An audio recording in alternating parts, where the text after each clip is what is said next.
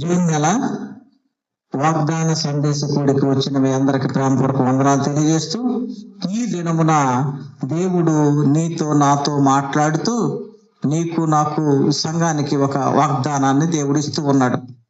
ఒక వాగ్దానాన్ని దేవుడు ఇస్తూ ఉన్నాడు. వాగ్దానం ఇచ్చిన దేవుడు ఎలాంటి వాడంట? నమ్మదగిన వాడు. మరి ఈ నెలలో నీకు నీ సంఘానికి ఏం వాగ్దానం ఇస్తున్నాడు అనేది ఆశగా ఎదురు చూడవలసిన సమయం ఇది. ఇర్మియా గ్రంథము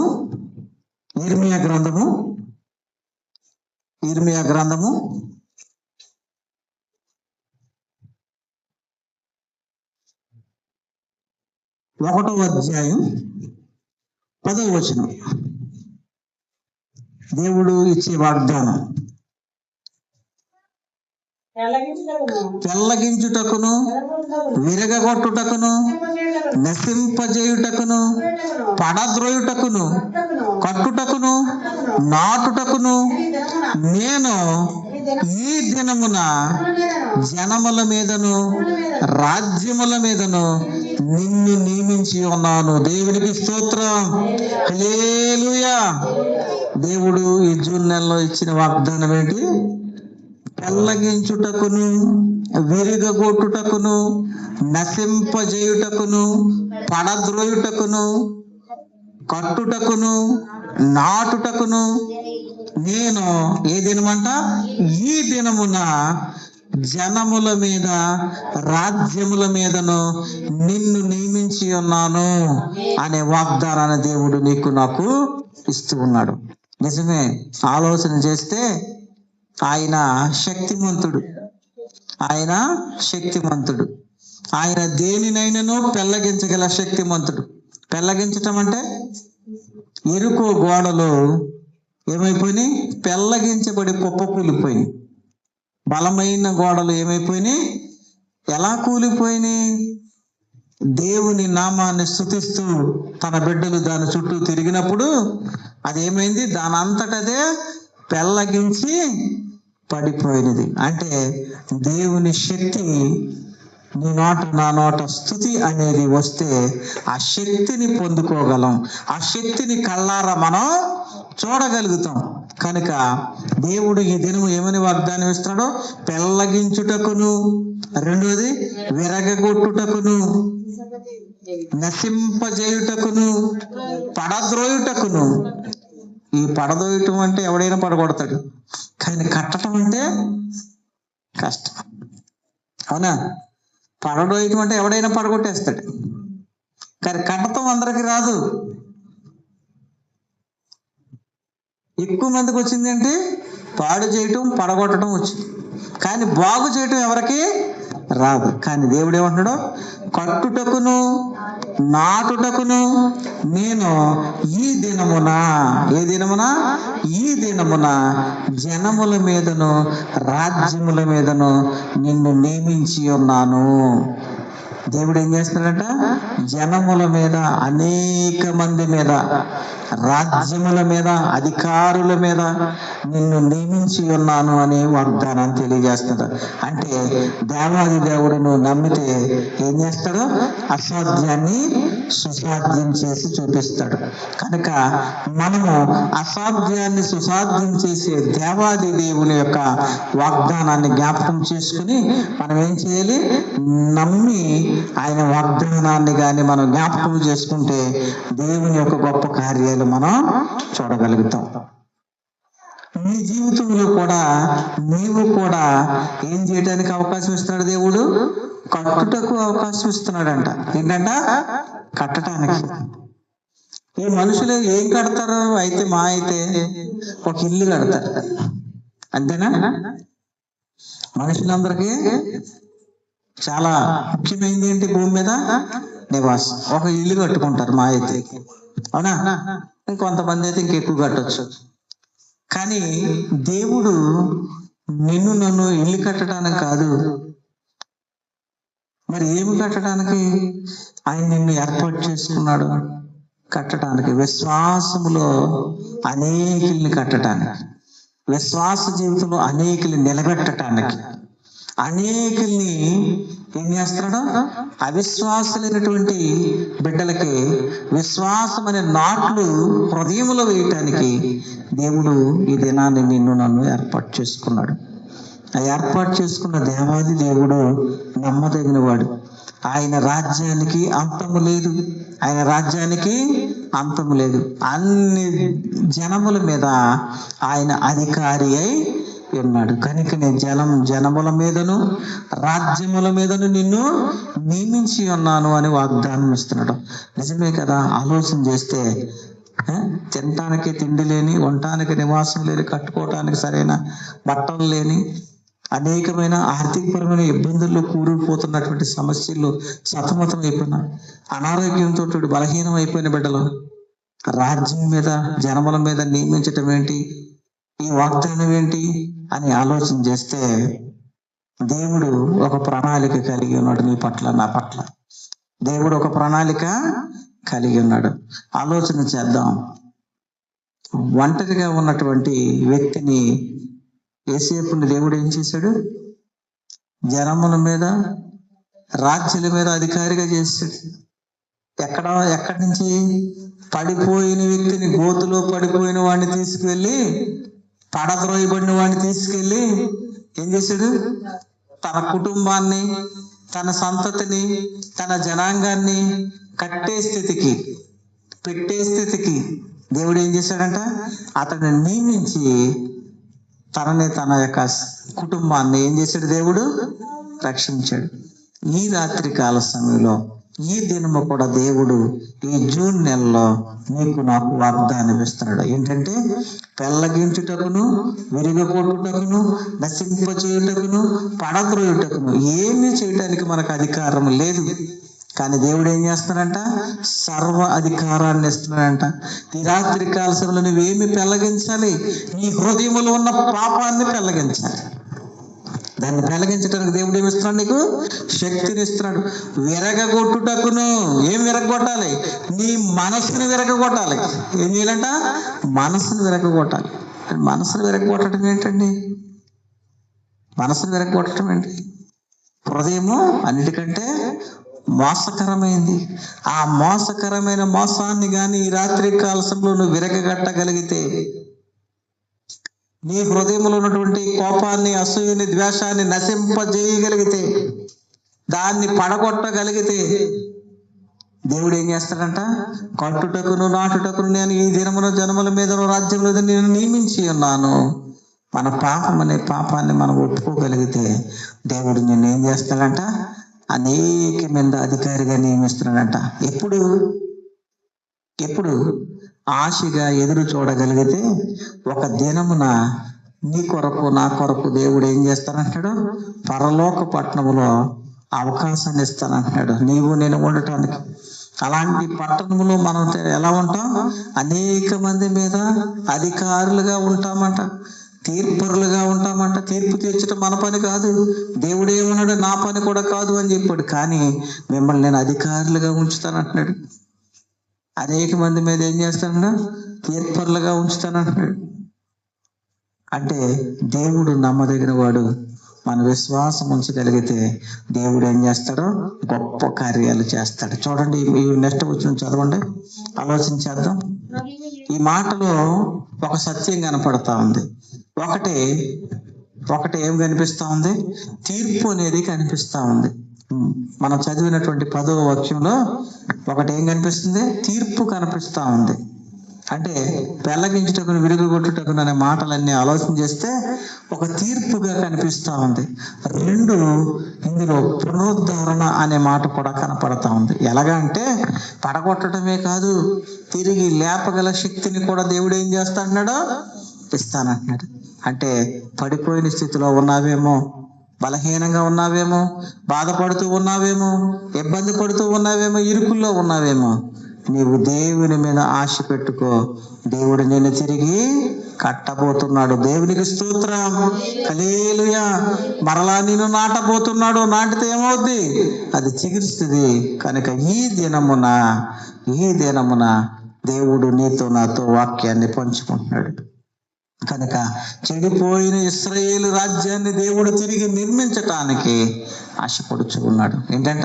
చెడిపోయిన ఇశ్రాయేలు రాజ్యాన్ని తిరిగి నిర్మించటానికి దేవుడు ఆశపడుతూ ఉన్నాడు. అంటే పాపము చేత పడిపోయిన మనల్ని దేవుడు ఏం చేస్తాడో తిరిగి మరలా బాగు చేయటానికి, తిరిగి నన్ను పాపము నుండి విముక్తులు చేయటానికి నీకు నాకు మరొక అవకాశాన్ని దేవుడు ఇస్తూ ఉన్నాడు.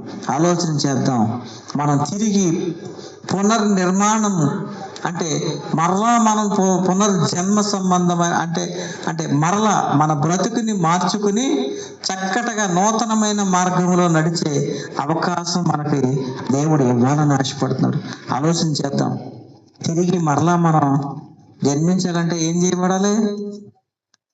తిరిగి జన్మించినట్టు ఒకసారి చేస్తేనే రెండుసార్లు జన్మించవచ్చు. అవునా? ఈ లోకపరమైన పాపము చేత పట్టి పీడించబడుతున్నటువంటి ఓ జనాంగమ్మ, ఇశ్రాయేలు జనాంగమ్మ, మీరు ఈ పాపములు అనే ఈ లోక ఆశల చేత చచ్చిన వారై చెడిన వారై ఉన్నారు. వీటిని గాని మీరు విడిచిపెట్టగలిగితే, అంటే వీటిని గాని మీరు త్యజించగలిగితే, త్యజించటం అంటే ఈ లోక ఆశలను బట్టి నేను చనిపోతున్నాను తండ్రి, నేను నూతనంగా జీవించాలని అనుకున్నట్లయితే దేవుడు ఇశ్రాయేలు రాజ్యాన్ని తిరిగి నిర్మించిన రీతిగా ఈ రాత్రి కాల సమయంలో నిన్ను నన్ను మరలా కట్టనై ఉన్నాడు. దేవునికి స్తోత్రం. హల్లెలూయా. అంటే గోధుమ గింజ చావకపోతే అది తిరిగి ఎలా మొలవదో, అంటే ఒక విత్తనం భూమిలో వేస్తే వెంటనే మొలుస్తుందా? మొలవటం ఒకటి చూస్తున్నాం. కానీ అది తన స్వరూపాన్ని, తన రూపాన్ని, తన స్వభావాన్ని ఏం చేస్తా ఉంది? మార్చుకుంటూ ఉన్నది. దేవుని స్తోత్రం. మరి అందరూ కూడా స్వభావాన్ని మార్చుకుంటూ ఉంటే అన్ని విషయాలు తెలిసిన జ్ఞానం కలిగినటువంటి మనుషులు ఏం చేస్తున్నారు? ఇంకా పాపం, ఇంకా పాపం, ఇంకా శాపాన్ని కొని తెచ్చుకుంటున్నారు. కారణం ఏంటంటే వీరిలో ఏమి లేదు? దేవుని యందు భయము భక్తి లేదు. ఇశ్రాయేలీలు ప్రజలు కూడా దేని యందు భయము భక్తి లేని కారణం చేత ఆనాటి ఇశ్రాయేలీల్ని దేవుడు ఏం చేస్తున్నాడో తిరిగి పునర్నిర్మాణం చేయటం కొరకు, తిరిగి నిలబెట్టడం కొరకు వారిని ఏం చేస్తున్నాడో ఒకసారి పడిపోయామంటే, ఈ లోకరీతిల ఆశలన్నీ విడిచిపెట్టేసామంటే చనిపోయినట్లే. తిరిగి జీవించాలి అంటే మరలా ఒకసారి మనం ఏం చేయాలి? చనిపోవాల్సిందే. పరలోక రాజ్యం పోవాలంటే ఏం చేయాలి? భూమి మీద మనిషి ఏం చేయాలమ్మా? చనిపోయిన ప్రతివాడు పరలోకం వెళ్తాడా? వెళ్ళడు. ఎవరు వెళ్తారు? ఈ భూమి మీద ప్రభు యొక్క అధికారానికి ఎవరైతే ఒప్పుకుంటారో, ఈ భూమి మీద ప్రభు యొక్క అంగీకారాన్ని ఎవరైతే అంగీకరిస్తారో, ఈ భూమి మీద ప్రభు యొక్క ఆధిపత్యాన్ని ఎవరైతే ఒప్పుకుని ఆయన అధికారం కింద ఉంటారో వారు మాత్రమే వెళ్తారు. అలా కాకుండా చెడిపోయిన ఇశ్రాయేలీలాగా జీవిస్తే ఆ ఇశ్రాయేలీలు, చెడిపోయిన ఇశ్రాయేలీలు అందరూ ఎక్కడ? ఆ అరణ్యంలోనే కూలిపోయారు. కానీ వాగ్దానం చేసిన దేవుడు ఎవరిని పంపించాడు? నూతన స్వభావం ధరించినటువంటి వారిని మాత్రమే పంపించాడు. ప్రియమైన బిడ్డలారా, దేవుడు ఈ నెలలో వాగ్దానంతో నీతో నాతో మాట్లాడుతుంది. ఈ దినమున జనముల మీద, రాజ్యముల మీద నిన్ను నియమించి ఉన్నాను. అంటే దేవుడు నియమించాడు అంటే దేవుడు ఏమిస్తున్నాడు? నీకు నాకు అధికారాన్ని ఇస్తున్నాడు. అంటే అధికారం పుచ్చుకునేవాడు ఎలా ఉండాలి? సామర్థ్యము కలిగిన వాడిగా ఉండాలి. సత్తువు లేని వాడిగా ఉండకూడదు. సామర్థ్యము కలిగిన వాడిగా ఉండాలి. నీకు ఒక పని అప్పగిస్తున్నావంటే ఆ పని మీద నమ్మకం కలిగి ఉండాలి. నీ విశ్వాసంలో ఉన్నావంటే విశ్వాసంలో నమ్మకంగా ఉండాలి. అవిశ్వాసిగా ఉంటే విశ్వాసులతో అవిశ్వాసులకి పాలు లేదు. కనుక విశ్వాసిగా జీవించటానికి ప్రయత్నించి దేవుడు నిన్ను కట్టనై ఉన్నాడు, దేవుడు నిన్ను నాటనై ఉన్నాడు. కనుక ప్రియమైన బిడ్డలారా, నిన్ను నియమించిన దేవుని యొక్క ఆశని నువ్వేం చేయాలి? అంగీకరించాలి. ఆయనకి లోబడి జీవించుట మనకి చాలా ఉత్తమమైన మార్గము. కనుక ఈ లోకపరంగా చనిపోతే తప్ప మనము దేవుని దృష్టిలో నీతిమంతులుగా తీర్చబడలేం. అంటే ఆయన రక్తము చేత కడగబడిన వారు మాత్రమే నీతిమంతులుగా తీర్చబడతారు. కానీ భూమి మీద ఏ ఒక్కరు కూడా నీతిమంతులుగా లేరు అని చెప్పి వాక్యం సెలవిస్తూ ఉంది. మరి నీతిమంతులు కాకపోతే పరలోక రాజ్యానికి వారసులు ఎలా అవుతారయ్యా అంటే, దేవుడు పడిపోయిన వారిని తిరిగి లేపటానికి దేవుడు ఏం చేస్తున్నాడు? సమయం ఇస్తున్నాడు. ఇశ్రాయేలీయులు పడిపోయిన ఇశ్రాయేలీయులకి దేవుడు మరొక అవకాశం ఇస్తున్నాడు. 11వ వచనం చదవండి. మరియు యెహోవాకు నాకు ప్రత్యక్షమై, యిర్మీయా, నీకేమి కనపడుచున్నదని సెలవిచ్చాను. అందుకు బాదము చెట్టు చువ్వ కనపడుచున్నదని నేను అనగా, ఏం కనపడిందంట? ఈ మాటలు ఎవరికి చెప్తున్నాడు? యిర్మీయాతో దేవుడు మాట్లాడుతున్నాడు. యిర్మీయా, నీకేం కనిపిస్తా ఉంది అని అడిగితే ఏం కనపడుతున్నాడంట? బాదము చెట్టు చువ్వ కనపడుతుంది అన్నాడంట. చూడండి, ఆలోచన చేద్దాం. ఇదేంటి బాదం చెట్టు కనపడుతుందంటే బాగానే ఉండదు. బాదం చెట్టు చువ్వ అంటే బాదం చెట్టు కర్ర కనపడుతుంది. ఆలోచన చేద్దాం. ఇక్కడ ఏమి దాగి ఉన్నదయ్యా అంటే, ఒక గొప్ప ఆశీర్వాదం దాగి ఉన్నది. ఏముంది? గొప్ప ఆశీర్వాదం దాగి ఉంది. బాదము చెట్టు కొమ్మ కనపడుతుంది. 3 బారిన జీవితాలను చిగురింపచేయగలవు నీవు. 3 బారిన జీవితాలను చిగురింపచేయగలవు నీవు. మారానుభవం మధురముగా మార్చగలవు నీవు. మారానుభవం మధురముగా మార్చగలవు నీవు. మహోన్నతుడా, నీ కృపలో నేను నివసించుట నా జీవిత ధన్యతయున్నది. మహోన్నతుడా, నీ కృపలో నేను మహోన్నతుడా, నీ కృపలో నేను నివసించుట. మహోన్నతుడా, నీ కృపలో నేను నివసించుట నా జీవిత ధన్యతయున్నది. దేవునికి స్తోత్రం. హల్లెలూయా. ఏం కనిపిస్తా ఉందంట? బాదము చెట్టు కొమ్మ కనిపిస్తా ఉంది. ఎలా ఉంది ఆ కొమ్మ?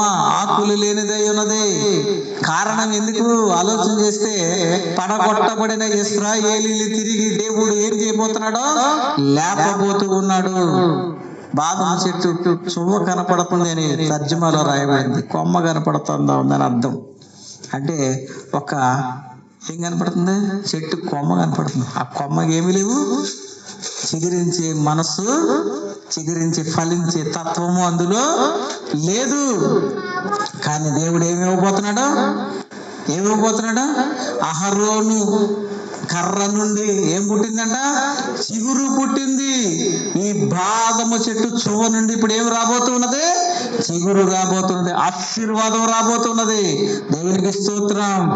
దేవుడు ఈ నెలలో ఆశీర్వాదాన్ని ఇవ్వబోతున్నాడు. ఎలాంటి ఆశీర్వాదం? 3 బారిపోయిన జీవితాల నుండి చిగురించే ఆశీర్వాదం. పడద్రోయబడిన అనుభవాల నుండి కట్టబడే అనుభవంలోకి దేవుడు నడిపించబోతున్నాడు. ప్రియమైన బిడ్డలారా, ఆలోచించేద్దాం.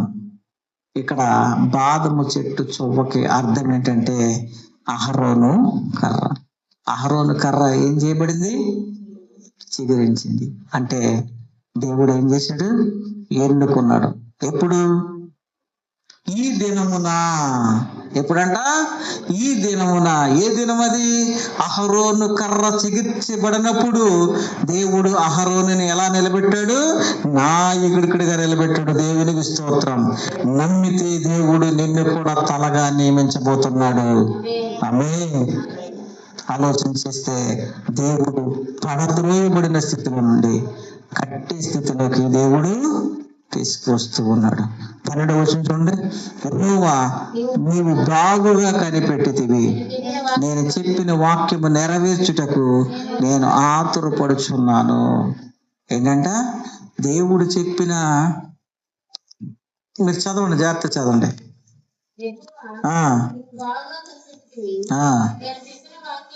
నేను చెప్పిన వాక్యమును నెరవేర్చుటకు. ఏం వాక్యం చెప్పాడు దేవుడు?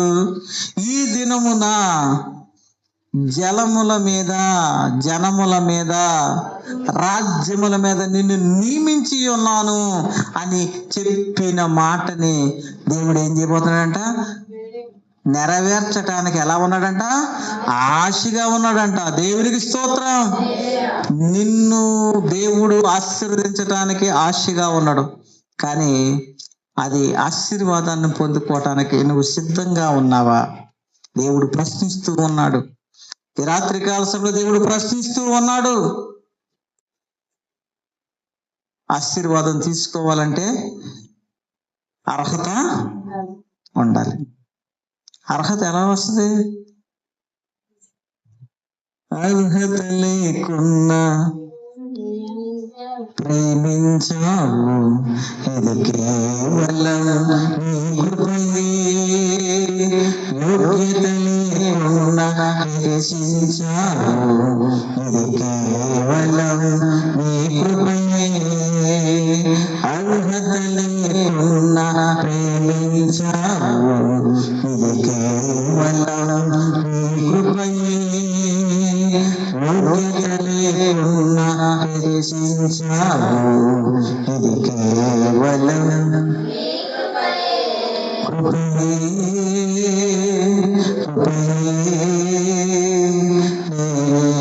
నేనేమయ్యున్నానో నీ కృపయే. కృపయే, కృపయే. నీ బ్రతుకున్నానంటే నీ కృపయే. దేవుడికి స్తోత్రం. ఏం అర్హత ఉంది నీకు నాకు? లేదు. కానీ దేవుడు ఏం చేస్తాడా? తన కృప చొప్పున, తన ప్రేమ చొప్పున నీకు నాకు అవకాశం ఇస్తున్నాడు. మరి నిన్ను నన్ను తిరిగి కట్టడానికి, బాగు చేయడానికి ఆశపడే దేవుడు నీకు ఇచ్చిన వాగ్దానాన్ని కూడా నెరవేర్చడానికి సిద్ధంగా ఉన్నాడు. కానీ ఆ వాగ్దానాన్ని పొందుకునే విధంగా, ఆ వాగ్దానాన్ని నువ్వు పొందుకుని నీ జీవితంలో అన్వయించుకునే విధముగా నువ్వు సిద్ధంగా ఉన్నావా? ప్రియమైన బిడ్డలారా, దేవుడు మీకు చేసే కార్యాలు ఎలా ఉన్నాయంటే మీ హృదయానికి హత్తుకునేలాగా, దేవుడు మీకు దగ్గర అయ్యేలాగా దేవుని యొక్క ప్రణాళిక ఉంది. కానీ మనం ఏం చేస్తున్నాం? అదే దేవుణ్ణి దూరంగా చేస్తున్నాం. ఎందుకంటే మన హృదయంలో ఉన్నటువంటి చెడ్డ ఆలోచనలు, చెడ్డ తలంపులు, కక్షలు, కార్పణ్యాలు, పగలు, ప్రతీకారాలు, కోపము, ద్వేషము, అసూయ, మత్సరములు ఇవన్నీ హృదయంలో నింపుకోవటం వల్ల నీకు ఇచ్చిన వాగ్దానాన్ని పొందలేకపోవచ్చు ఉన్నావు. కానీ దేవుడు ఏం చేస్తాడంట? దేవుడు ఏం చేస్తున్నాడు? ఆతృతగా ఎదురు చూస్తున్నాడు నీకు ఇచ్చిన వాక్యమును నెరవేర్చుటకు. నేను ఆతురపడుచున్నాను నీకు ఇచ్చిన మాటని నెరవేర్చాలని. పాలు తేళ్లు ప్రవహించే దేశంలోకి ఇశ్రాయేలు జనాంగాన్ని నడిపించాలని దేవుడు ఆతృతగా ఉంది. కానీ ప్రజలకేమి లేదు? విశ్వాసం లేదు. యేసుప్రభువు అంటాడు, విశ్వాసం లేని మూర్ఖ తరం వారలారా, నేను మీతో ఎంతకాలం ఉంటాను అంటే ఆలోచించేద్దాం. మరి ఇంకెప్పుడు విశ్వాసం వస్తుంది నీ జీవితంలో? ఇంకెప్పుడు నీ జీవితాన్ని సరిదిద్దుకుంటావు? ఇంకెప్పుడు నీ జీవితాన్ని కట్టుకుంటావు? ఇంకెప్పుడు నీ జీవితాన్ని వాక్యముతో నాటుతావు? ఇంకెప్పుడు నీవు ఈ లోకములో నీ ఆత్మను రక్షించుకుంటావు? నా ఆత్మ ఎప్పుడో రక్షించబడిపోయింది అనుకుంటారు. రక్షించబడిన ఆత్మ ఎక్కడ పోతుంది? ఇప్పుడు ఎక్కడ పోతుంది? దురాత్మల సమూహము చేత పట్టి చిక్కి పీడింపబడే స్థితిలోకి పడద్రోయబడిపోతుందంట. పడద్రోయబడిపోతుంది. జ్ఞాని అయిన సొలొమోను కూడా ఏమైపోయాడంట? దేవునికి వ్యతిరేకమైన పరిస్థితికి వెళ్ళిపోయాడంట. కారణం ఏంటి? నేను గొప్ప జ్ఞానిని అనే భావన. దేవుడిచ్చిన అవకాశాన్ని అనేక సార్లు తృణీకరించినటువంటి జనాంగము బైబిల్లో చాలా మంది ఉన్నారు. అభిషేకించబడినటువంటి సౌలు ఏం చేయబడ్డాడు? అభిషేకాన్ని పొందుకునే స్థితిలో నుండి పోగొట్టుకునే పరిస్థితికి వచ్చేసాడు. ఆలోచన చేద్దాం. మన ఆలోచనలో దేవుడిచ్చిన వాగ్దానాన్ని పొందుకోలేని స్థితిలోకి వెళ్ళిపోయేటట్లు చేస్తున్నాయని. నీ వ్యక్తిగతమైన జీవితంలో సరైన విధానం లేక దేవుడిచ్చిన వాగ్దానాన్ని పొందలేని పరిస్థితిలో ఉంటున్నావేమో. దేవుడు మరొక్కసారి వాగ్దానాన్ని నెరవేర్చడానికి ఎలా ఉన్నాడో ఆతురపడుచున్నాడంట. ప్రియమైన బిడ్డలారా, ఈ రాత్రి కాలశంలో వాగ్దానం పొందుకోవడానికి మనం కూడా ఎలా ఉండాలి? ఆతురపడుచు, తొందరపడుచు ఉండాలి. ప్రభువా అని మరింత విశ్వాసంతో గోజాడి, ప్రభువా నాకు ఇచ్చినటువంటి వాగ్దానాన్ని నెరవేర్చు తండ్రి అని అడగగలిగిన రోజుని దేవుడు ఏం చేస్తాడు? తక్షణమే దేవుడు ఏం చేస్తాడు? వెంటనే నీకు సహాయం చేయాలని దేవుడు ఇష్టపడుతున్నాడు. కానీ నీ హృదయంలో ఉన్నటువంటి ఆ యొక్క పాపము నీకును నాకును ఎలా ఉన్నాయి? అడ్డుగోడగా ఉన్నాయి. కనుక ఆ అడ్డుగోడ గాని రాత్రి కాల సమయంలో తీసివేయబడితే, వాగ్దానం చేసిన దేవుడు నమ్మదగిన వాడు కనుక నీకు ఇచ్చిన వాగ్దానం దేవుడు నెరవేర్చడానికి తొందరపడుచు ఉన్నాడంట, ఆతురపడుచు ఉన్నాడు. చూడండి 13వ వచనం చూడండి. రెండో మారు యెహోవాకు నాకు ప్రత్యక్షమై నీకేమి కనపడుచున్నదని సెలవీగా, నేను మసులుచున్న బాణ కనపడుచున్నది. ఏంటంట? మొదట ఏం కనిపించింది? బాదము చువ్వ కనిపించింది అని చెప్పాడు. అక్కడ ఏముందంట? ఆశీర్వాదం ఉంది. రెండోసారి ఏం కనపడుతుంది? మరుగుచున్న, మసులుచున్న అంటే కాగుతూ ఉన్నట్టు బాణ కనపడుతూ ఉందంట. మాట వినకపోతే ఏం చేస్తారంట? మాట విన్నవాడిని ప్రతి వాడిని ఏం చేస్తారంట? ఈడ్చికెళ్ళి చీకటి కొట్టులో పడవేయటం జరుగుతుంది. అక్కడ ఏముందంట? ఏడ్పును పండ్లు కొరుకుటూ ఉన్నాయి. అక్కడ సలసల కాగుచున్న ఏముందంట? బాణం ఉన్నదంట. అందులో గాని పడ్డావా ఏం చేయదు? పురుగు సావదు, అగ్ని ఆరదు. చూడండి రెండో మాటగా ఏమని వాక్యం కనపడుతుంది చూడండి. అక్కడ ఏముందంట? మసులుచున్న బాణ కనపడుతుందంట. ఇది ఎలా ఉందంట? సలసల కాగుచూ ఉన్నదంట. బాణ నాకు కనపడుచున్నది. దాని ముఖం ఎటు ఉందంట? ఉత్తర దిక్కున ఉందంట. ఇప్పుడు మనకు ఉత్తర దిక్కు ఎటు ఉందంటారు? ఇటు ఉందా? అంతేనా? అక్కడ వాక్యాలు ఏముందంట? ఒక బాణ సలసల కాగుతూ ఉన్నదంట. దాని ముఖం ఉత్తర దిక్కున ఉందంట. ఎట్లుందంట? ఉత్తర దిక్కున ఉందంట. చదవండి ఈ వాక్యం మీకు అర్థం కావాలంటే. నీకేమి కనపడుచున్నదని సెలవీగా ఇర్మియా అంటున్నాడు, నేను మసులుచున్న బాణ నాకు కనబడుచున్నది, దాని ముఖం ఉత్తర దిక్కున తిరిగి ఉన్నదంటని. అందుకు యెహోవా ఇలాగూ సెలవిచ్చెను, ఉత్తర దిక్కు నుండి కీడు బయలుదేరి ఈ దేశ నివాసులందరి మీదకి వచ్చును. చూడండి ఇది ఎంత ప్రమాదము. వాక్యం విని అంగీకరించి, ప్రభువా ఈ పాపాన్ని విడిచిపెడుతున్నానయ్యా అంటే దేవుడు ఏం చేస్తాడంట? వాగ్దానం చేసిన వాడు ఆ వాగ్దానాన్ని నెరవేర్చడానికి ఆతురపడుచున్నాడు. కానీ ఇశ్రాయేలు ప్రజలు లోబడనొల్లని. ఎలాంటి ప్రజలంటే దేవుని ప్రజలు ఎలాంటారు? ఎంత కాలం ఎన్ని మేలు చేసినా లోబడరంట. లోబడకపోతే ఏదో దినాన్నే ఈ బాణలో పడవలసిందే. ఇశ్రాయేలీయులు లోబడని ప్రజలు. దేవుని యొక్క ఘనత తెలుసు, దేవుని యొక్క కార్యాలు తెలుసు, ఆయన ఆశ్చర్యాలు తెలుసు, ఆయన అద్భుతకరుడు అని తెలుసు. కానీ వీళ్ళకి ఏమి లేదు? లోబడే మనసు లేదు. ఒకవేళ నీవు కూడా ఇశ్రాయేలీయుల ప్రజల వలె ఉన్నావేమో, ఎంతకాలం ఎన్ని పరిస్థితులు ఎదురైనా ఎలాంటి సహాయం నువ్వు పొందుకుంటాను ఇంకా లోబడకుండా ఉన్నావేమో. ఆలోచన చేయి. దేవుడు మరొక్కసారి అవకాశాన్ని ఇస్తూ ఉన్నాడు. చూడండి, ఇదిగో నేను ఉత్తర దిక్కున రాజ్యముల సర్వవంశులను పిలిచేదను. వారు వచ్చి ప్రతి వాడును యెరూషలేము గుమ్మములలోను యెరూషలేము చుట్టూన్న ప్రాకారములన్నిటికి ఎదురుగాను యోధా పట్టణములన్నిటికీ ఎదురుగాను తన సింహాసనము స్థాపించురు. చూడండి, పాపంలో పడిపోతే, పాపంలో మనం మగ్గిపోతే, పాపంలోనే ఉండిపోతే దారులన్నీ కూడా ఏమైపోతాయి? మోసుకుపోతాయి. ఇక్కడ కూడా ఇశ్రాయేలు పరిస్థితి అదే. కానీ అన్ని దారులు మోసుకుపోయినా అయ్యా అని నువ్వు అడగగలిగితే దేవుడు ఏం చేస్తాడు? సహాయం చేస్తాను అని చెప్పి వాక్యాన్ని సెలవిస్తూ ఉన్నాడు. వీళ్ళందరూ కూడా సమూహం అంతా కూడా కలిసి చుట్టుముట్టిన ఆ సమయంలో కూడా వేడుకున్నప్పుడు దేవుడు కొంతమందిని విడుదల దయచేశాడు. ఈ రాత్రి కాలశంలో ఈ వాక్యమైన నీవు కూడా, ప్రభువా నన్ను మన్నించు తండ్రి, నా పాపాన్ని నేను విడిచిపెడుతున్నాను అని నువ్వు అనగలిగితే, నీ మీద ఉన్నటువంటి, నిన్ను చుట్టుముట్టినటువంటి ప్రతి సమస్య నుండి దేవుడు ఈ రాత్రి కాల సమయంలో నేను విడుదల దయచేయబోతూ ఉన్నాడు. వాక్యం చూద్దాం ఒకసారి. అందరూ కూడా ఏం చేశారు? మోహరించారు. అంటే వారిని ఓడించటానికి, వారిని పెళ్లగించటానికి, వారిని పడగొట్టడానికి, వారు లేకుండా చేయటానికి సిద్ధపడ్డారు శత్రు సమూహం అంతా. చూడండి, అప్పుడు యెరూషలేము వారు నన్ను విడిచి అన్య దేవతలకు ధూపం వేసి తమ చేతులు రూపించిన వాటికి నమస్కరించుటయు, తన చెడుతనం అంతటిని బట్టి నేను వారిని కూర్చిన నా తీర్పులను ప్రకటించును. చెడుతనాన్ని అలాగే కొనసాగిస్తే ఒక దినాన్ని మనం ఏం చేయబడతామంట? తీర్పులోకి వెళ్ళవలసిన వారమై ఉన్నాం. ఎక్కడికి వెళ్తాం? తీర్పులోకి వెళ్ళే పరిస్థితి ఉంది. మరి తీర్పు నుండి తప్పించబడాలి అంటే వాగ్దానం చేసిన వాడు నీ వాగ్దానాన్ని నెరవేర్చడానికి సిద్ధంగా ఉన్నాడు. ఈ క్షణాన్ని దేవుడు నీకు ఇచ్చిన అవకాశాన్ని బట్టి నీ మనస్సును మార్చుకో, నీ బుద్ధిని మార్చుకో, నీ స్థితిని మార్చుకో.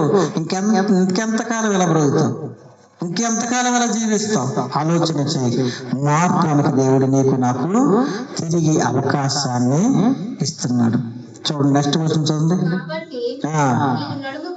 ఏం చేయాలంటే ఇప్పుడు నువ్వు, నీ పరిస్థితి ఎలా ఉంది? చుట్టుముట్టేసిన పరిస్థితి, చెడిపోయిన స్థితి, పడిపోయిన స్థితి. ఇప్పుడు ఏం చేయాలంట? నడుము కట్టుకోవలసిన సమయం ఇదే. ఇప్పుడు ఈ దినమే. రేపటిదాకా ఎవడుంటాడో ఎవడు పోతాడో తెలియదు. దేవుడు నీకు అవకాశం ఇచ్చాడు ఈ దినమే. కాబట్టి నీవు నడుము కట్టుకొని నిలువబడి నేను నీకు ఆజ్ఞాపించినదంతా వారికి ప్రకటన చేయము. ఏమాత్రం ఆలస్యం చేయొద్దు, తక్షణమే ప్రకటన చేయి. నీవు కూడా ఏమాత్రం ఆలస్యం చేయకుండా ఈ క్షణమందే దేవుని ఎదుట పాపాన్ని ఒప్పుకోగలిగితే, పాపాన్ని విడిచిపెట్టగలిగితే దేవుడు నీకు ఒక వాగ్దానాన్ని ఇస్తున్నాడు. ఈ రాత్రి కాలశంలో మొదట చెప్పబడినటువంటి ఆ బాదము చెట్టు చువ్వను చూపిన దేవుడు నీకు ఒక వాగ్దానాన్ని దయచేస్తున్నాడు. చూడండి, భయపడకము, లేదా నేను వారి ఎదుట నీకు భయము పుట్టించును. నువ్వు భయపడకుండా ఉంటావా? నీకు నేను తోడుగా ఉంటా. పాపాన్ని విడిచిపెడతావా? వాగ్దానాన్ని పట్ల నెరవేరుస్తా. విడిచిపెట్టకుండా ఉంటావా? నీకే భయము పుట్టించేది పరిస్థితి వస్తుంది. దేవుడు డైరెక్ట్ గా వార్నింగ్ ఇస్తా ఉన్నాడు, తీర్పు తీరుస్తా ఉన్నాడు. నీవు పునరుద్ధరణ కావాలి అంటే, నీవు తిరిగి ఆశీర్వాదం పొందుకోవాలి అంటే, ఈ దినమున చేయవలసిన పని నీవు చేయాలి. కనుక నువ్వేం చేయి? ఈ దినాన్ని విడిచిపెట్టు, ఈ క్షణాన్ని విడిచిపెట్టు, నీ హృదయంలో ఉన్న సమస్త పాపాన్ని విడిచిపెట్టు. దేవుడు నీకు తిరిగి ఇంకొక అవకాశం ఇస్తా ఉన్నాడు. భయపడకము, లేదా నువ్వు భయపడకుండా ఉంటావా? నేనున్నాను ధైర్యంతో నీకు తోడుగా ఉంటా. ఒకవేళ నువ్వు భయపడుతున్నావేమో ఈ లోకంలో ఉన్నటువంటి శోధనలను చూసి, ఈ లోకంలో ఉన్నటువంటి ఆశలను చూసి, ఈ లోకంలో ఉన్నటువంటి ఆలోచనలు చూసి భయపడుతున్నావేమో. ఒకవేళ నువ్వు వాటిని చూసి భయపడితే నీకే భయం పుట్టిస్తానన్నాడు. అంటే మనం ఏం చూసి భయపడకూడదు? ఈ లోకాన్ని చూసి భయపడకూడదు, ఈ లోకంలో శ్రమను చూసి భయపడకూడదు, ఈ లోకంలో ఎవడో పనికిమాలోడు, పాపంగా ఉన్నవాడు, చెడ్డ పనులు చేసేవాడు సంతోషంగా ఉన్నాడు అనుకో, ఆయన చూసి మనం ఏం చేయకూడదు? ఆడలేక మనం ఉంటే బాగుండని అనుకోకూడదు. దుష్టుడు క్షేమాన్ని మనం ఏం చేయకూడదంట? ఎంచకూడదు. దుష్టుడు క్షేమంగా ఉంటాడు కానీ మనం ఎంచకూడదు. అది తాత్కాలికమైనదే. కానీ దేవుని యొక్క చిత్తం ఎవరైతే నెరవేర్చేవారిగా ఉంటారో, దేవునికి ఎవరైతే లోబడి ఉంటారో వారిని దేవుడు ఆ అహరోను కర్ర నుండి చిగురు ఏ విధముగా పుట్టిందో అలాగా దేవుడు ఏం చేయబోతున్నాడంట? ఆశీర్వదించబోతున్నాడు. కనుక నడుము కట్టుకు. ఈ రాత్రి కాల సమయంలో ఏం చేయాలి? నడుము కట్టుకుని మనం ఏం చేయాలంట? ఒక 2 రిఫరెన్స్ చూద్దాం. చూడండి ఒకసారి. కొద్దిసేపు దేవుని వాక్యం శ్రద్ధగా విందాం.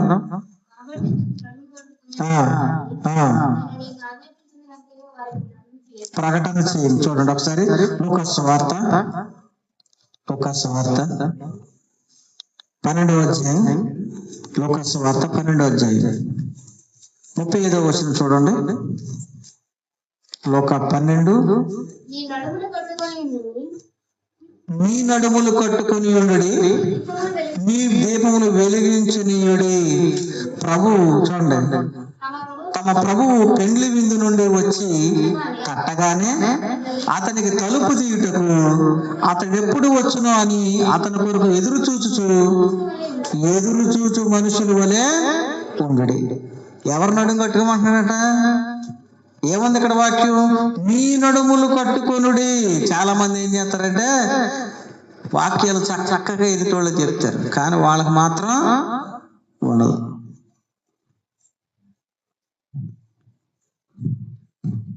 చక్కగా నీతులు బోధిస్తారంట, కానీ వీళ్ళు మాత్రం ఏం చేస్తారు? అన్ని పనులు చేసేస్తుంటారంట. కనుక దేవుడు ఏం చేస్తాడు? అరే బాబు, నువ్వు చెప్పేది ఎదుటివాడికి కాదురా అమ్మ, నువ్వు చెప్పేది ఎదుటివాడికి కాదమ్మా, మొదట నుంచి మీ నడుములు కట్టుకొని ఉండుడి. పక్కోడు నడుము కడతాం కాదు, పక్కోడిని సరిదిద్దడానికి ప్రయత్నం చేస్తారు, కానీ ఎవడి కాడే సరిదిద్దుకోవాల్సిన అవసరం ఉండదు. మీ నడుములు కట్టుకొని ఉండుడి, మీ దీపమును వెలిగించుచుండనీయుడి. ఏంటంట? నీ దీపం ఏమో ఆరిపోయేలే ఉంది, పక్కోడి దీపాన్ని వెలిగించడానికి ప్రయత్నం చేస్తున్నాం. మొదట మన దీపాన్ని మనం సరిదిద్దుకోవాలి. దీపం ఉండగానే దేవుడు ఏం చేయమన్నాడు? ఇల్లు చక్క పెట్టమన్నాడు. ఊళ్ళో అందరూ ఇల్లు చక్క పెట్టేస్తా, నీ కొంప మాత్రం చక్క పెట్టుకోలేకపోతే ఏం ఉపయోగం? కనుక మొదట ఏం చేయాలంట? నీకు సమయం ఉండగానే, భూమి మీద ఎంతకాలం ఉంటావో తెలియదు, ఎప్పుడు పోతావో తెలియదు, ఎలా పోతావో తెలియదు, అసలు మనకు జీవితం ఎంతకాలమో మనకే తెలియదు. కానీ ఇచ్చిన సమయంలో ఏం చేయాలంట? నీతిగా జీవించాలి, యథార్థంగా జీవించాలి, భక్తిగా జీవించాలి. కనుక మొదట మన ఇంటిని మనం ఏం చేయాలంట? కట్టుకోవాలి, సరిదిద్దుకోవాలి. అక్కడ మీ నడుములు కట్టుకొని ఉండుడి, మీ దీపములు వెలుగుచుండనీయుడి. తమ ప్రభువు పెండ్లి విందు నుండి వచ్చి కట్టగానే అతనికి తలుపు తీయుటకు అతడు ఎప్పుడు వచ్చును అని అతని కొరకు ఎదురు చూచు మనుషులు వడే ఉండుడి. అలా ఉండండి. మొదట మిమ్మల్ని మీరు సిద్ధం చేసుకుని, మీరు సిద్ధపడి, ప్రభు ఎప్పుడు వచ్చి నిన్ను నీ హృదయమైన తలుపు దగ్గరికి వచ్చి తడతాడో, తట్టగానే తలుపు తీసేటట్లు ఉండాలి. అది దేవుడి రాత్రి కాలశంలో నీకు నాకు తెలియజేసే హెచ్చరిక. ఇంకొక వచనం చూద్దాం, చూడండి. మొదటి పేతురు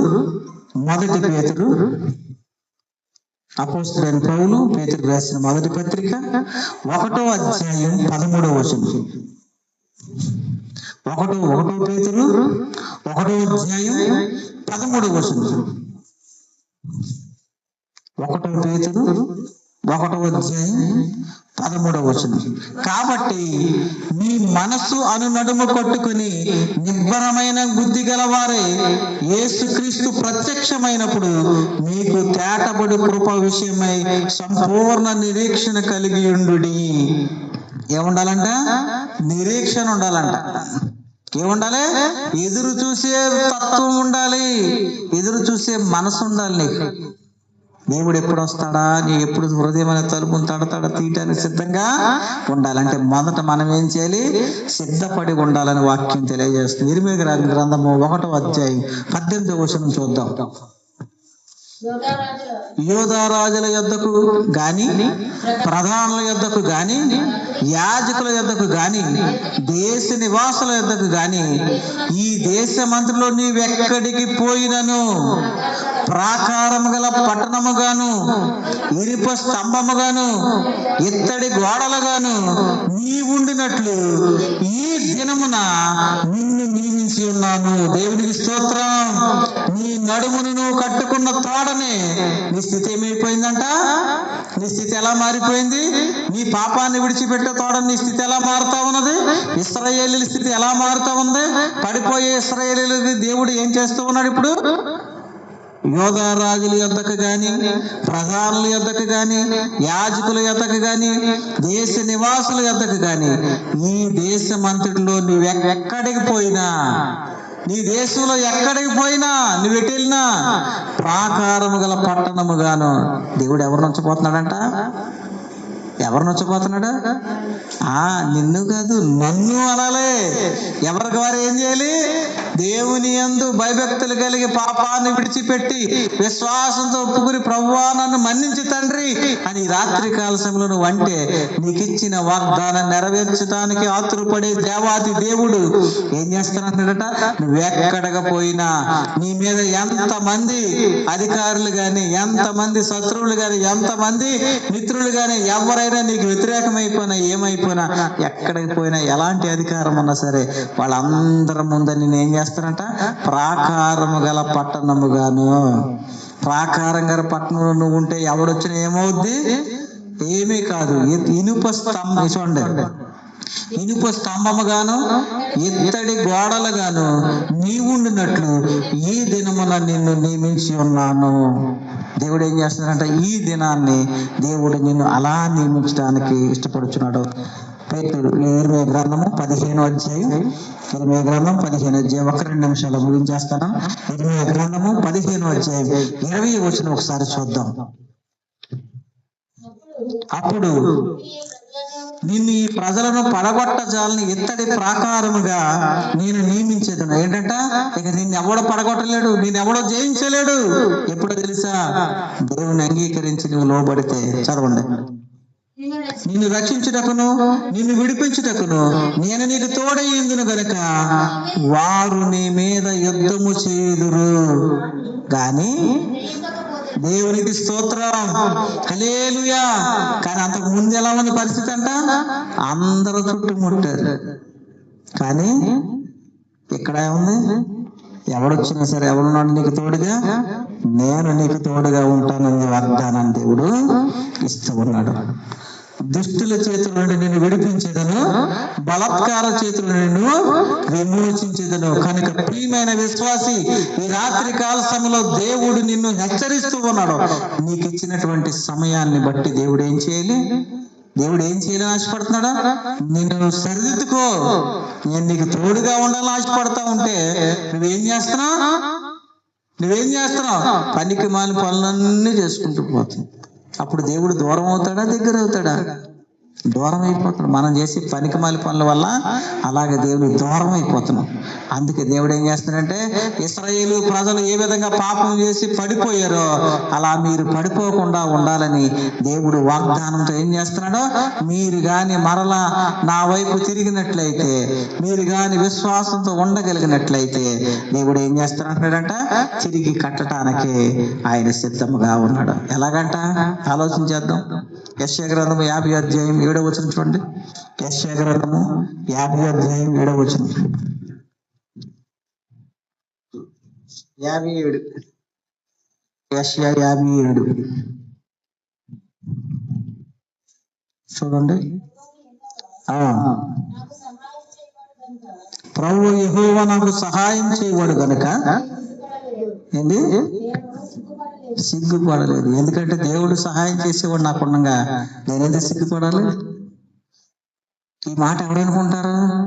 నీతిగా ఉన్నవాడు అనుకుంటాడు, యథార్థంగా ఉన్నవాడు అనుకుంటాడు, దేవుని ఎందుకు భయం ఉన్నవాడు అనుకుంటాడు. అంతేనా? మనం ఎలా ఉండాలి ఇప్పుడు? దేవుడు నిన్ను నన్ను సిగ్గుపడేవాడిగా కాదు, సిగ్గుపడనీయకుండా ఉండేవాడిగా చేయబోతున్నాడు. కనుక మనం ఏం చేయాలంట? ఈ లోకంలో ఉన్నటువంటి పనికి మాలి ఆలోచనలన్నింటినీ విడిచిపెట్టి దేవుని ఎదుట విశ్వాసంతో జీవించాలి. చివరగా 19వ వచనం చదివించి ముగించేస్తే, ఇర్మియా 1:19 లాస్ట్ వచనం. వారు నీతో యుద్ధము చేతురు గాని నిన్ను విడిపించుటకు నేను నీకు తోడై ఉన్నందున వారు నీపైన విజయం పొందజాలరు. ఇదే యెహోవాకు. దేవుని స్తోత్రం. నీవు నా వైపు తిరిగినట్లయితే, నువ్వు లోబడినట్లయితే, నీకు నేను ఏ వాగ్దానం అయితే చేస్తానని ఇస్తున్నానో ఆ వాగ్దానం చేయటానికి నేను సిద్ధంగా ఉన్నా. పుచ్చుకోవటానికి నువ్వు సిద్ధంగా ఉన్నావా? ఈ రాత్రి కాల సమయంలో పుచ్చుకోవడానికి నువ్వు సిద్ధంగా ఉన్నావా? ఆ వాగ్దానం పొందుకోవాలని నువ్వు సిద్ధంగా ఉన్నావా? ఉన్నట్లయితే ఎంతమంది వారు నీతో యుద్ధము చేతురు గాని నిన్ను విడిపించుటకు నేను నీకు తోడై ఉంటున్నాను. ఎంతమంది యుద్ధం చేసినా నీకేం కాదు. కారణం ఏంటంటే దేవుడు వారందరి నుండి నీ రాత్రి కాల సమయంలో ఏం చేయబోతున్నాడంట?